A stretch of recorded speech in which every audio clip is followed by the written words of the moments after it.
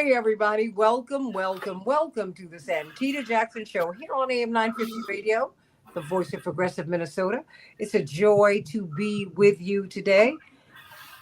We're talking about so much the election. The election has brought out a lot of things. And really, I would say the primary shaper of consensus in America has been corporate media. But something's happening. More and more Americans are turning off corporate media and they're turning on to other sources of information. In 2020, CNN on election night had an audience of more than 13 million people, about 13.3 million people. Tuesday of November 5th, 2024, it was just above 800,000. That is a tremendous drop. What is going on, everybody? I want my listeners and viewers to please go to the Santita Jackson Show YouTube channel. Please like and subscribe there. Put your thumbs up, put your thumbs up, put your thumbs up. And the Santita Jackson and Friends Facebook page. Put your thumbs up, put your thumbs up, put your thumbs up. And of course, at Santita J over on X. In the next hour, we're going to be talking about the military. President-elect Trump, let me refer to him respectfully and correctly. President-elect Trump is looking at the court-martial of generals who are exiting Afghanistan. There was a big fight amongst the generals, or should I say between then President Trump and his military. I guess he was putting someone out of business by going out of war. So we got to talk about that in the next hour. Might even touch upon a little bit of that here, because I certainly would love to get your feedback, because so much of the runs to war are shaped by corporate media. And when you push back against it, you don't get invited back. Is that not right, Dr. Gibbs? The Revolt of the Rich. Everybody get that book on Amazon, please. Brilliant historian from the University of Arizona. I'm going to start with you, Jim Narakis affair. But you know what? Time is short with Dr. Gibbs, so let him frame this before he goes. And of course, fairness and accuracy in reporting. Get extra, exclamation point. Support FAIR. Because if you really want to know what's happening in corporate media, go to FAIR. They examine these stories. And indeed, you've reshaped my thinking, Jim Narakis. You said, no, it's not the mainstream media. It's the corporate media, which made me, Dr. Gibbs, look at them very differently. I said, wait a minute. I know they're corporate owned, but wait a minute. I need to call them what they are. They're the corporate media. And in this anti-establishment mood in which we find ourselves, and I would not even just say anti-establishment, there is so much distrust and mistrust. There's been so much betrayal. There have been so many lies told to the American people that they're just saying, you know what? There is no more Walter Cronkite. In fact, we had one of our biggest television journalists caught in a series of lies, and yet he was paid millions of dollars per year by the parent company. Who's that, Santita? Brian. I forget his last name, from NBC. Williams. Brian Williams. It broke my heart. And, because like him, he's a nice guy.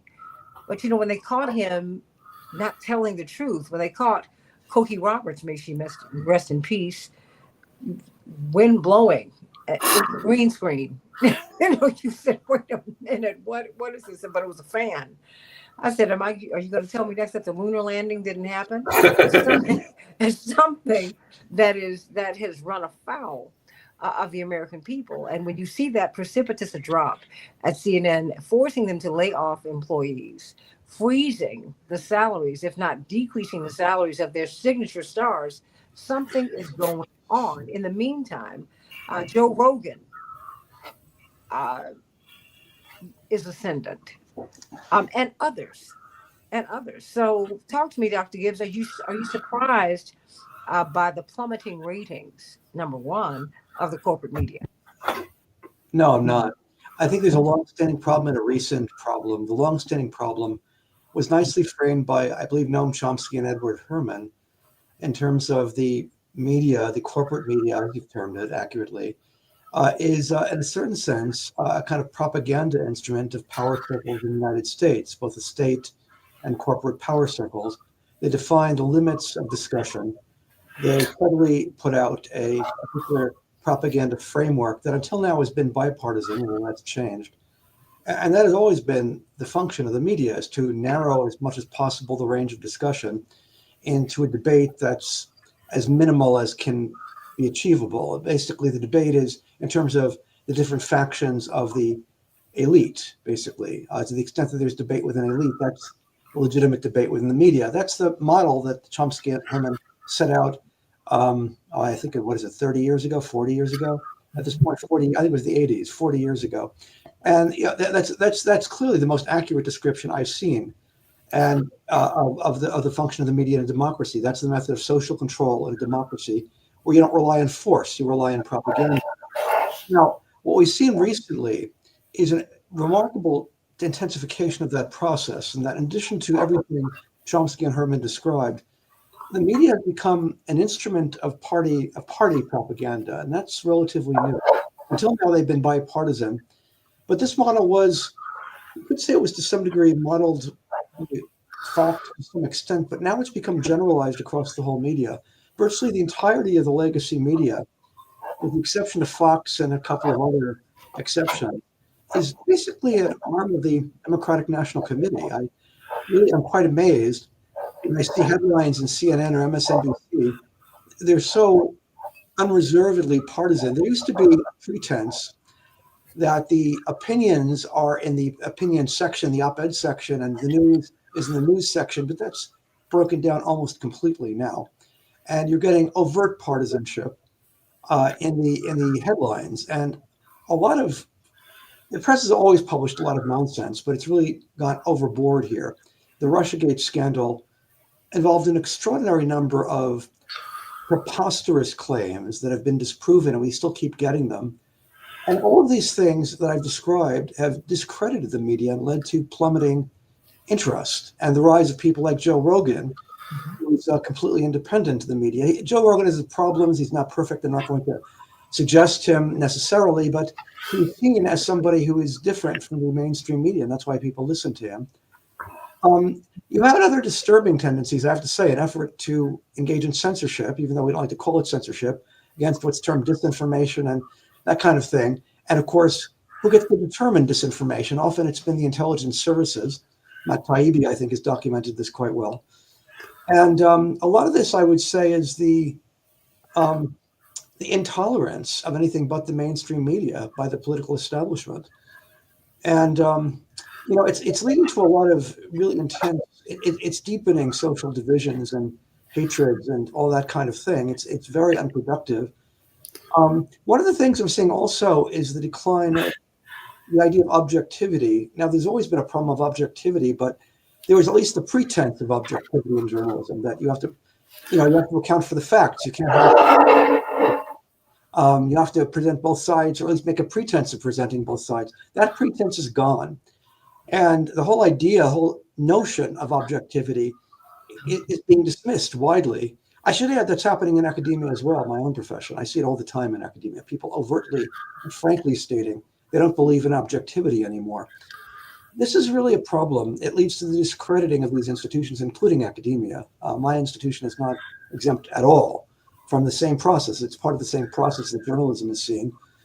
And one of the problems you do see also is wishful thinking, that people aren't, if you disregard facts, convenient for your ideology, you're going to run up against, you're going to be wrong a lot of the time. If there's ever a conflict between your ideology and the facts win every single time is the basic rule. And we're seeing that again and again. And so this is something that is self-discrediting by the major institutions of society, including journalism and the university system. And this is a self-inflicted wound to a significant degree. I'm really surprised at the extent to which many of my colleagues in academia and in journalism don't see how they bring about their own discrediting through their own lack of objectivity. I think really things were far from great even before this process of dismissing objectivity began. Again, Chomsky and Herman spelled it out, but it's gone way overboard now. And so if there's a loss of credibility, I think that's the main cause. It's self-inflicted. That's at least how I see it. I'd be interested to see what Jim Norikas has to say about this. I do. I would love to, because it is self-inflicted. There's no Yep. question about it. But it is absolutely here. Jen? I feel like objectivity is a strange word because in the way it's used in journalism is to a great extent the opposite of the way that it's used in philosophy. Because in philosophy, objectivity is the belief that there is a real world out there that can be meaningfully described, meaningfully comprehended by our senses, and so we can talk about what that real world is. Objectivity in journalism is in a way the opposite of that idea, because you can't an objective journalist cannot say here's what the truth is. An objective journalist, as is used in the media, says here's what this person says the reality is, and also this person says the reality is something different. And the objective journalist does not distinguish between those two claims. He merely presents those two claims and allows the reader or the viewer to decide what the reality is. And this is started out as a commercial decision because papers used to be partisan. When the First Amendment was framed, we had a partisan press in this country where different papers would represent different points of views, and you would buy the paper that corresponded to your point of view, often a party point of view, and publishers realized that this was limiting their audience, and advertisers who wanted to advertise in papers would like to have a paper that customers of every party bought rather than customers of just one party. And so this idea that we're not going to tell you what the reality is, we're going to just quote different people saying what the reality is, was born as the objective value in journalism. And it was very successful. The New York Times was a big pioneer of this approach to journalism, and was very successful in presenting itself not as a paper that had ideas, but only as a paper that reported what other people's ideas were. And this was, from the beginning, this was a pretense, because the New York Times always had and always will have ideas about what is what the truth is and what the truth is not. It's very easy to select who it is you're quoting. Experts say is a common phrase in journalism, because you go to the people who agree with you, and those are the experts, and you quote them, and that's the reality that you're presenting to the readers. And you're presenting it not as something that you, fallible newspaper, is saying, but as here's what the world of experts believes is the case. And I think that it's a problematic way of trying to analyze the world, because I think that is not, in fact, better to conceal the fact that you have ideas and conceal the fact that you have values, and present the news to people as if you didn't have ideas or values. I think that people are actually better served by people who are upfront about their ideas and values, and so you can understand what's being presented to you as reality, as colored by the way that those people, the person presenting the reality to you, views the world. Because Jim, if I can interrupt you here, because I was watching an interview early this morning, and they're talking about schools, some of the proposals that President-elect Trump has. It's very clear corporate media do not like him. And he was not my candidate, but I don't like that. I don't care about your opinion about him. I just tell me what he's doing. He wants to end the Department of Education. Well, first of all, if you do your research, you would know Dr. Mary Frances Berry, who's the first Black person to head a major white university, by the way. She was tasked by President Carter with putting it together, but I've not seen her anywhere. But it was so clear that the journalist, if you will, who was directing the interview, absolutely disagreed with her interviewee's point of view. Now, mind you, I've got to run, oh, but you got to run, but you want to say, it's a really interesting discussion. I wish I could hear more of it. Bye bye, everybody. oh, it's All right.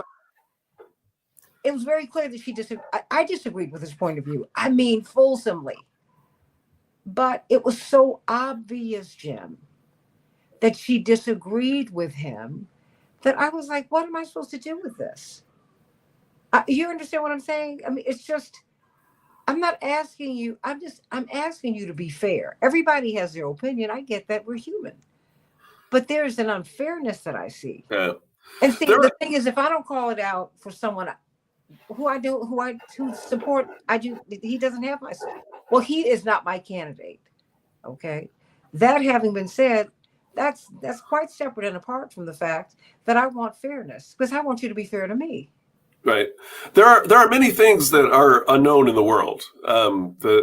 Particularly when you're dealing with human society, there are many things that we can't say for sure what the right answer is, what the wrong answer is, and that's why you want to have a media that involves debate and discussion, and that discussion should be handled in a fair way. We should treat people with respect. We should listen to what people have to say. We should construe their arguments in the best possible manner. That is, that is a value that the media should embody. I see that as separate from the idea that you should conceal what your perspective is. You should try to as if it's better to pretend that you don't have ideas. And therefore, fool people into thinking that your ideas are not coloring the presentation that you're getting, because there's no way to talk about political events without having some sense of what are the values that we're trying to promote. What are how do we judge truth? How do we know that things are real and things are not real? These are things that are subjective, that are inherently based on our fallible human brains. But we need to have some kind of framework that allows us to interpret the world, because the world is not just like a set of facts that show up, in our front yard, and we just say these are the facts that arrived today. We, out of the millions or billions of facts that are out there, we have selected these 24 facts to tell you, because we think that these 24 facts are the best encapsulation of what is really going on in the world. And I would rather have a journalist that tries to tell me what is actually happening as best they can, rather than a journalist who says, here's one person in power who gives this spiel, and there's another person in power who gives this other contradictory spiel, and it's up to you to figure out what's actually going on. See, there was a noticeable, well, not noticeable, I mean, it's been documented, a massive shift away from CNN and MSNBC for Fox, because to me, this also colors their interpretation of polls. We were told leading into the election, we have got it tighter than this race. You and I both know that the data you read can be shaped by your orientation. Now, I also have a background in science, and the thing is, and math. And you know what? I don't care what integers you put into the equation, the equal sign is going to tell the story. Now, either you got it right or you got it wrong. Now, I might hate calculus, but it is what it is. You know what I mean? Yeah. I might hate chemistry, but Yeah. it is what it is. And let me tell you, don't touch the beaker. You're going to alter the results. I mean, it's just all of Right. these things, right? Right. I'm trying to figure out. I mean, it's like now the View, according to press reports, they're scrambling to find someone who supports President Trump. I'm like, you should have had that person on before. I've met Rosie O'Donnell. She's been very, very kind to me and helpful in my artistic career, but I did not like it.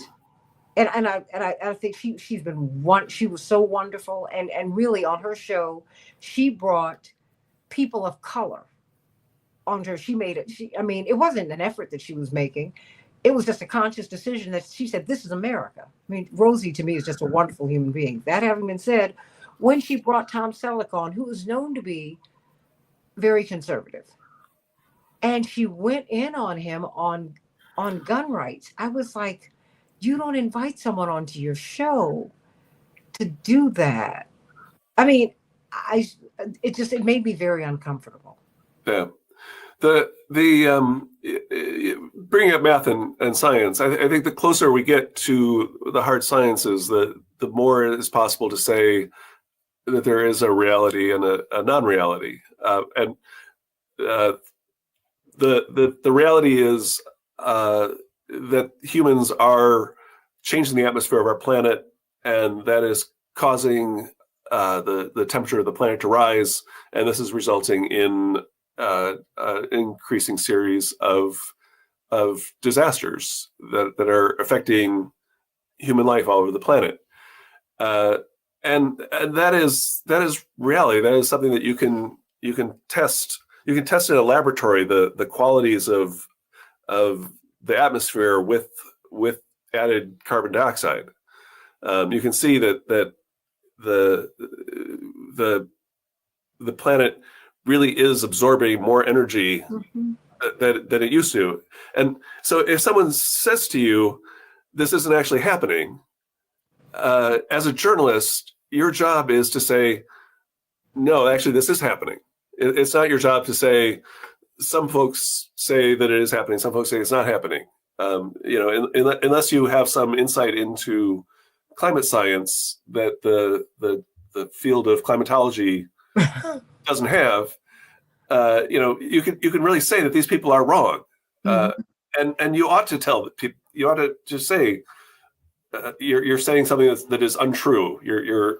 And the code of objectivity that journalism has traditionally embraced has allowed people to game the system, because they know that according to the rules, if I, as a presidential candidate for a major party, say something, then the rules say that's got to be presented, that has to be treated as respectfully. You can't say, you can't say that the president is lying. Is something that the New York Times has actually put forward as an ethic. Are you serious? Yes. Yeah. But they go after everybody else. I mean, so are we saying that there are protected classes? Wink, nod. We know that there are. Yeah. There are people for sure. who are, and I'm thinking that, like, the reading of the data with these polls, clearly, if you dug down into the polls, Kamala Harris stopped her media buys several days before the election in North Carolina. That is an indicator that she feels that she's lost the state. That was not reported on CNN and MSNBC. Might have been mentioned, because I can't watch television 24/7. I do 24/7 a day. I mean, I can't do it. But in their main reporting, they didn't do that. I mean, she stopped her media buys, which means, blah, blah. That, to me, that is your job. They did not do that. And I think more and more people, it has aroused the suspicion, I think, of the American public. And so when you get angry with Elon Musk, who decides to buy his own media organ, Trump has his own media organ, and everybody else has their own media organ. Jeff Bezos has one. And all these people have one except us. Yeah. If you have billions of dollars, you can certainly buy yourself a media platform. And Elon Musk has No, very if the oligarchs made. clear you, wait, Yeah, because someone very close to me tried to buy one of the main papers here in Chicago. I said, your politics are a little too left for you to even be part of the group that buys the Sun Times. They're not going to let you in. See, that's the other part too, Jim. right. You know this fairness and accuracy in reporting. We're speaking with Jim Narakis of Fairness and Accuracy in Reporting. Please support them because they need our support because they let us know what's happening. I mean, Jim, now people are. I've always been suspicious of the media because my parents worked for Dr. King, and the media helped to completely reshape. When he came out of the Nobel Prize, my parents said he had been elevated from coming out of coming out of the speech at the March on Washington to the Nobel Prize a few months later. He was just one of the most admired men in the world. As he turned toward his anti-war stance, it was the corporate media who started telling lies on him. Right. They reshaped America's perceptions of him. And quite frankly, they helped to shape an environment which made him vulnerable to assassination, and he was. Yeah. I mean, That's they do true. that. Yep. Yeah. And I think that more and more people, because I'm listening to Washington Journal in the morning, where I'm so glad that they just open up the phone lines and let people speak. And you hear the deep suspicion, Jim, that people have of corporate media. I mean, so where do we go from here? What do we do? The Who do we trust? I mean, is there going to be any common? Do we have a set of facts? Is there a place where we can go where we can have? There's a set of facts that we can agree upon, and then you debate from there. Yeah. If you are watching media and in between the news, you are seeing commercials for Fortune 500 companies, then you know that this is news that the Fortune 500 are happy with, are willing to support, are not threatened by. And that is true if you're watching Fox or CNN or MSNBC or ABC, NBC, CBS. These are all platforms that have corporate America willing to underwrite them because they fundamentally don't threaten the interests of corporate America. So The you're news, saying the first entity who are protected by the corporate media, corporate America. exactly, yeah. So you want to be getting your news from somebody that is not sponsored by big business. That they are the independent news outlets that generally have little to no advertising from the advertisers are kind of out of the way. You also don't want at the same time if the advertisers are people who are selling scams, get rich quick schemes, survivalist, The people you see in the middle of the night. you should wonder about that too. Work when you get them home. I think you can tell a lot about the quality of news by the quality of the advertisers. The quality of the news, or what is the news, or the news that will be presented. And I say that because I've been watching the news since early this morning. Not everybody, some people are very, very disquieted, upset by almost everyone president-elect has put forth, but none more than RFK and Matt Gaetz. But let's just stay with RFK for a minute. And I saw something very interesting, which made me, I had the television on in a couple of rooms because I didn't want to miss anything. And when I heard something, I was like, oh, I ran to the closest room. They were talking about what is contained in foods for children. And as they were having this debate / discussion, I was getting some really great information about, food coloring. And they were saying that, it is poor children who are most affected by this. by food coloring because in Europe when you go to Europe there's some foods that American companies cannot send any place else in the world because they think it's poison, and these neon colored cereals are among them.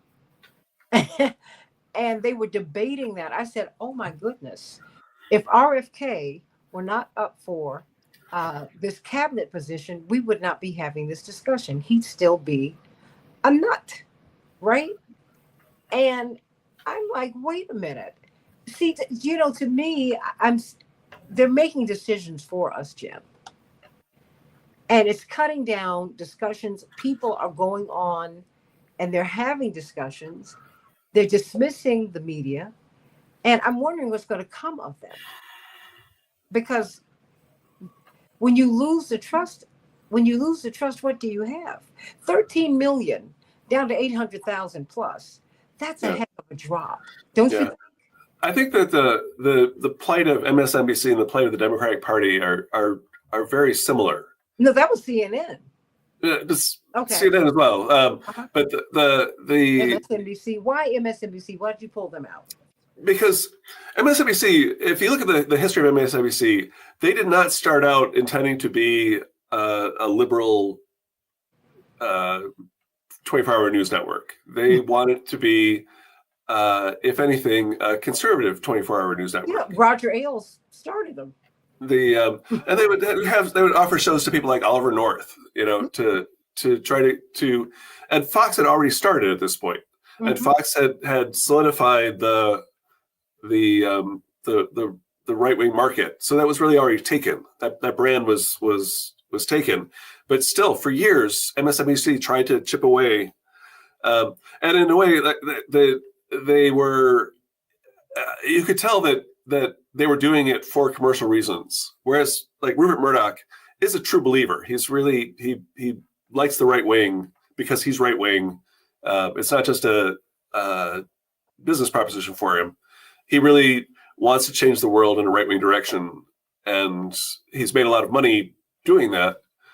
But you can sense from watching Fox News that this is an institution that believes much of what it's saying. Whereas that was not the impression that you would get from watching MSNBC in their right-wing days. And then almost by accident, they discovered that it was possible, that really the only niche left in the 24-hour news market was people of left of center. Those are the people who weren't being served, and therefore that was the audience that you could still get as the third company to show up at the party. And so they developed this liberal persona that they would present as their brand. But this is a company that was owned by General Electric. Now it's owned by Comcast. Neither of these are companies that have interest one in moving the world in a progressive direction. They would like to. The world is working very well for Comcast, and they would like it to keep working in that same way for them. And so you have a dilemma where you need to brand yourself as liberal or even progressive, and at the same time not change anything fundamentally. And this is essentially the Democratic Party establishment's problem as well. That the brand that is available to the Democratic Party is the left of center brand, but the people who support the Democratic Party, the funders, the insiders who run the thing, are not interested in redistribution of power. They're not certainly not interested in a redistribution of wealth. They are people who have done very well with the system as it is and would like that system to keep going, with maybe some minor modifications, to keep the wheels greased. But as Joe Biden famously said, nothing is fundamentally going to change. And people perceive that they have problems. People have, there are people with not enough to eat in this country. There's people who can't find housing.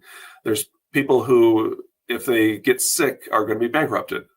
There are people with real problems in this country, and the ability to solve these problems without changing the distribution of power and the distribution of wealth in this country is very limited. And so you have a dilemma in that what the Democratic Party and what MSNBC have to promise is not something they can really deliver, and that is the essential reason for this collapse in viewership is that they don't have a positive vision, and really can't offer a positive vision of how the country should be changed, because any positive vision of changing the country in a progressive direction is going to be an anti-corporate vision.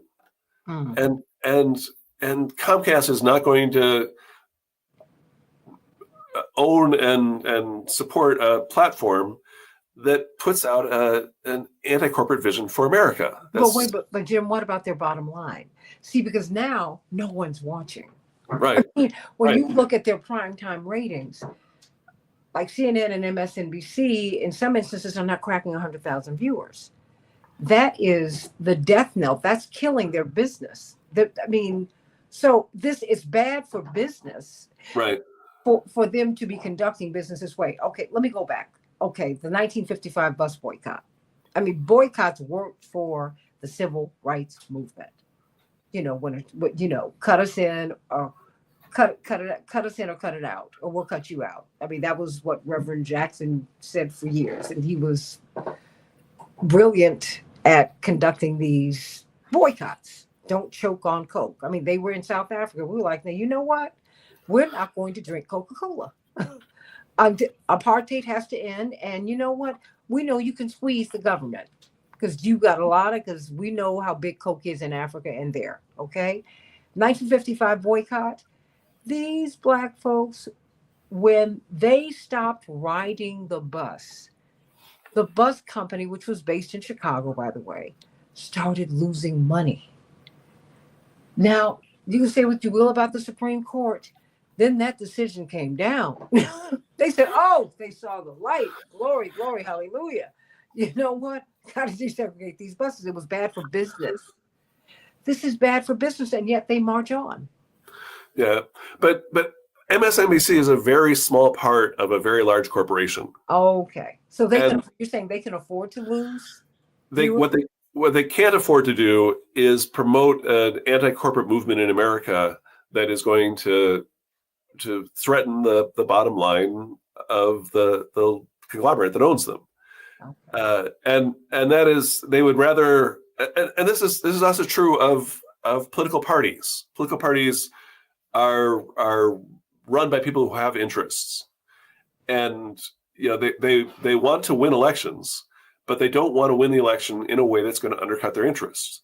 They would rather lose with policies that protect their interests than win with policies that threaten their interests. And that's a crucial thing to understand about the way politics works, because a lot of what the Democratic Party does not make any sense if you think they are a self-interested organization that is trying to win elections, because they do a lot of things that obviously don't help them win elections. But what they do want, the people who are making the decisions have interests beyond the party. They have interests, in their businesses and their holdings, and those interests take precedence over the need of the party to run a winning campaign. So where do you see this going? Because they can't continue to drain. I mean, now that they're firing support staff, and they're having to completely restructure their business model. I mean, and CNN made its bones and became this global behemoth with politics that were very, very different from where they are now. I mean, um, Ted Turner, he was relating to Castro. He was relating to everybody, and it was a very, very different network. And when corporate America really pushed him out, essentially, and Time Warner took it over, it became a very different company. And I just didn't really want to see it. I mean, they gave us Bernard Shaw, a black man anchoring uh, a worldwide newscast. You guys, that was unheard of for those of you who are too young to remember. I mean, Max Robinson was the first black person to anchor a national newscast. First time I saw a black person anchoring a newscast, anchoring it, was Max Robinson in Washington D.C. I was a child. I mean, and they just and they were much more fair. And I think that the media landscape was different than it is now. I'm not saying they didn't have their biases, but now they're so far off the mark that you don't even pay attention to them. I get story ideas, but please, as right wing as the Daily Mail is, at least I'm going to get the stories. Yeah, I mean, I can go on all these cable networks and they're reporting the same thing just across the board, Jim. Yeah. And they're almost reporting it the same way. Yeah. There's also, I mean, aside from the politics and the economics and there's um, cable news is a 20th century phenomenon. Mhm. And the idea that you are going to get your news from a channel that is one of the channels on your TV set, and you go to that when you're looking for news, that's not the way people get their news. And I would be surprised if in 20 years that is going to be the way that any significant number of people get their news. I think that we are, in a digital age where you can have access to programs, via a device that you can carry in your pocket or on your computer. We don't. I'm not I don't have a crystal ball. I don't know what technology is going to be in the 2040s, but but I don't think it's going to be a cable box sitting on a TV set. Is not going to be the way that news is delivered. Well, could the corporate model that we're seeing, could that disappear as we know it? It is there is a real as people have more and more ability to select what they are watching or hearing or reading, the idea that you're going to pay for your media by having corporations interrupt what you're watching and try to sell you something is less and less viable. I do think it becomes like the intrusiveness of it becomes more and more obvious when you are like, what do I want to find out about? And you go to YouTube or something and look up exactly what you're looking to hear about, and they interrupt you with a commercial, and it's more obvious. Like when you're watching TV, it seems like kind of like a natural habitat that is inhabited by news anchors and Tony the Tiger, and it's like we grew up in the 20th century. We expected that like news would be interspersed of what you actually want to watch and some commercial message trying to sell you something.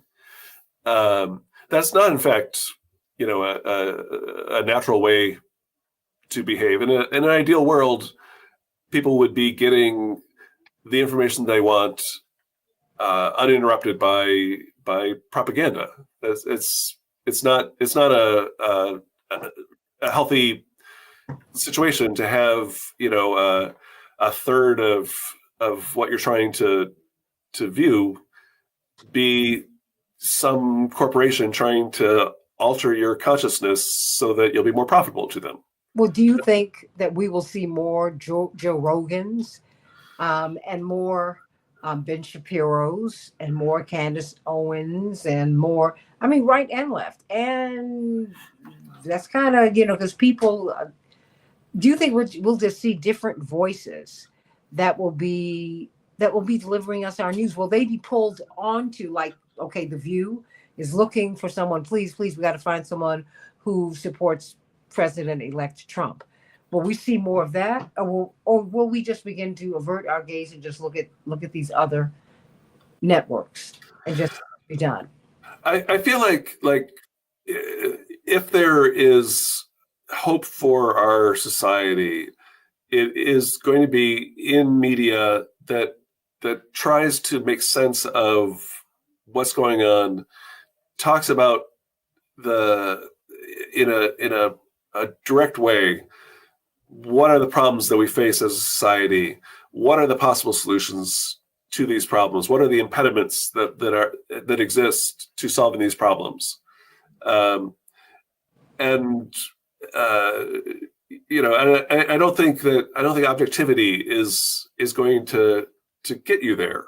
I think that people do like people like Joe Rogan and Ben Shapiro because they have a worldview.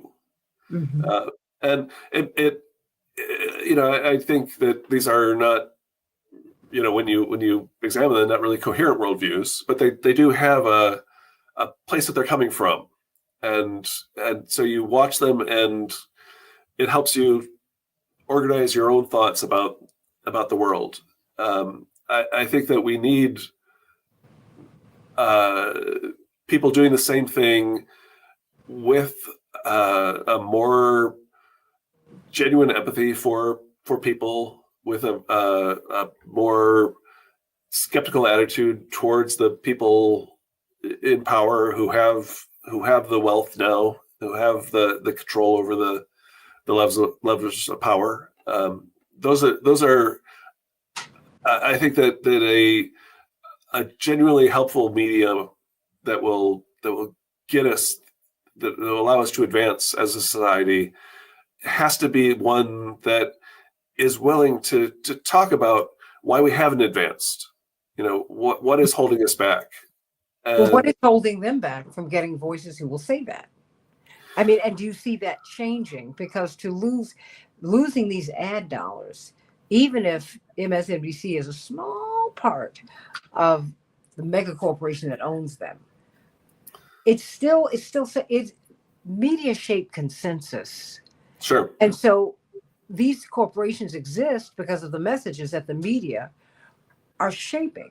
Right. And right. And they choose their pundits accordingly. Yeah. They're well aware that the people who own media are well aware that the messages that the media put out are critically important in maintaining the society that we have. I feel like, take Jeff Bezos, who bought the Washington Post, and it was presented as like, here's a guy who cares about media, and he's going to like put money into this venerable paper and save it, and because he loves media. And really, Jeff Bezos is a person who has made a fortune by the Amazon has benefited from tax laws that made online shopping more appealing than shopping at your local store. He's also gotten a ton of money from government using his cloud services for data storage. He's got a space company that depends on government contracts. Buying the paper that is read by official Washington made a great deal of sense for someone in this position. who relies so heavily on the choices made by government for his personal profit.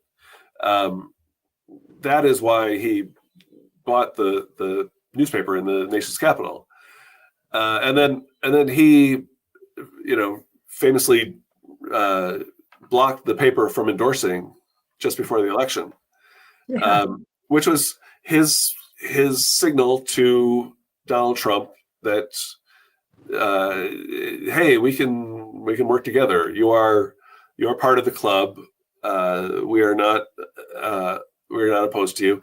This was a very unpopular decision with the readers of the Washington Post, who believe the Washington Post branding when it says, democracy dies in darkness. I mean, that they believed that this was a paper that recognized Donald Trump as a threat to the democratic system that we live under, and was going to use its journalistic resources to protect democracy. And Jeff Bezos was basically saying, no, that was really just a slogan. What I've been interested in is not protecting democracy, but protecting my personal financial interests. And those financial interests are worth a lot more than the Washington Post is. He would love the Washington Post to make a profit, but he is definitely not going to have the Washington Post make a profit in a way that undercuts Amazon and Amazon Web Services and because Blue they Origin. get money, they get big government contracts, and so yeah, and those are much more important to him.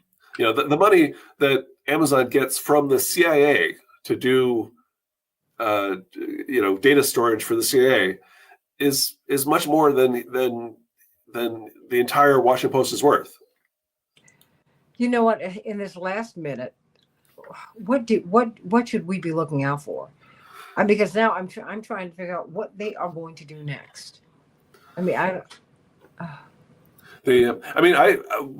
want to say that people should look out for is programs like your own that have an actual political vision, that are bringing on voices that are outside the corporate consensus, and look on, search out for sources of information that are dealing with the problems that exists that you see around you, that are not not scapegoating, not conspiracy theorizing, but are doing real journalism about the issues that face our country and talk about real solutions that we can bring to bear on them. Jim Narakis, fairness and accuracy in reporting. One day I hope we will see it. Yeah. That's all I can tell you, because right now I'm like, yep. When I see that drop in the ratings, I said, you guys, you have a problem, but you've helped me to see, as you helped me to see so clearly, maybe that's not their primary goal. Their goal Right. is to control the news, shape the consensus, and in the meantime, people are going to go on about their business. And I think they are relying on an American public that will not say anything. And I just don't think that Americans are in that mood. Please, everybody, get extra. I love everything that Fairness and Accuracy in Reporting does, because they really do live up to that. Fairness and accuracy in reporting. The biases that we see in reporting, you catch it, you amplify it, and you educate us. You help us to understand what we're seeing. And you have my support. You're part of the family here. So what can I tell you? You and Janine and your team at Fairness and Accuracy in Reporting. Thank you so much, Santita. Thank you. Bye-bye. Bye-bye. Hey, everybody, stay tuned. We are going to be talking about these courts-martial that President Trump his team is proposing. They are proposing to court-martial the generals who bungled the exit from Afghanistan. What is that going to look like? And of course, that has Washington up in arms. Let's talk about it here on the Santita Jackson Show. Back in just a moment.